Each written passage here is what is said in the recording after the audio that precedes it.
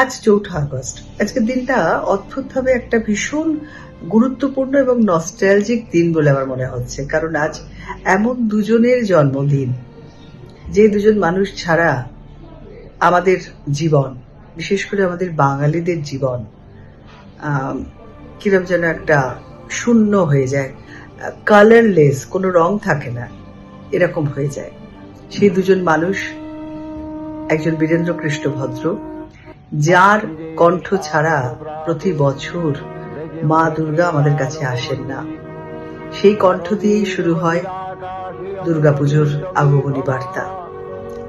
যুগে যুগে কবে জ্ঞান হয়েছে, কবে থেকে শুনছি, আর শুনতে শুনতে আজ এতগুলো বছর পেরিয়ে গেল, আমাদের বয়স হলো, আমাদের ছোটরা শুনছে, তাদের থেকেও ছোটরা শুনছে। মানে এক অদ্ভুত অদ্ভুত কণ্ঠ এবং অদ্ভুত কণ্ঠে সেই মহিষাসুর মর্দিনী।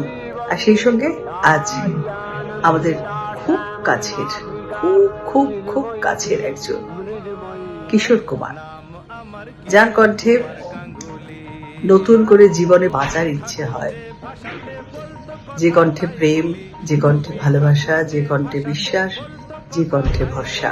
কিশোর কুমারের জন্মদিন। এই দুজনের জন্মদিনের জন্যে আজকে 4ঠা আগস্ট দিনটি এত গুরুত্বপূর্ণ। একটা অদ্ভুত ভালো লাগা কাজ করছে আজকের দিনে।